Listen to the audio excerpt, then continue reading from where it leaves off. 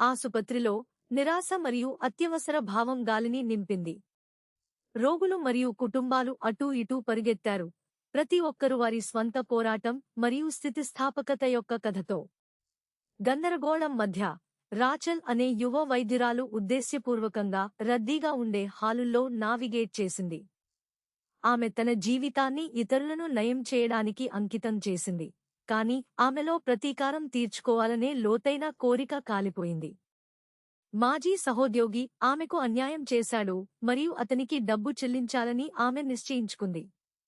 Rachel తన చుట్టూ తిరుగుతున్నప్పుడు ఆమె ప్రతిష్టను నాశనం చేసిన వ్యక్తి గురించి ఆలోచించకుండా ఉండలేకపోయింది.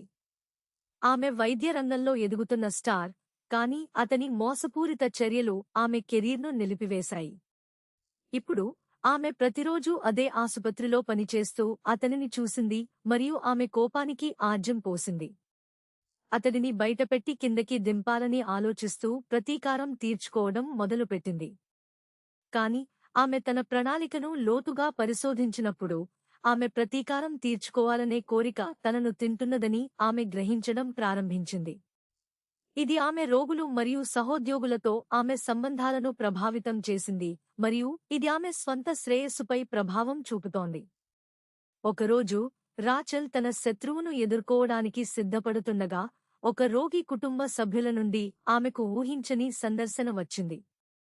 ఆసుపత్రిలో చేరిన తన ప్రియమైన వ్యక్తి కోసం వెతుకుతూ ఆ మహిళ కంగారుపడింది. రాచల్ ఆమెను శాంతింపజేయడానికి ప్రయత్నించింది, కాని స్త్రీ నిరాశ స్పష్టంగా కనిపించింది. వారిద్దరూ కలిసి హాస్పిటల్లో వెతకగా రాచల్ ఆ మహిళ కళ్లలో మానవత్వాన్ని చూడటం ప్రారంభించింది మరియు ఆమె ప్రతీకారం తీర్చుకోవాలనే కోరిక మసకబారడం ప్రారంభించింది. జీవితంలో ప్రతీకారం తీర్చుకోవడం కంటే చాలా ఎక్కువ ఉందని, తన చర్యలకు బాధ కలిగించే లేదా నయం చేసే శక్తి ఉందని ఆమె గ్రహించింది.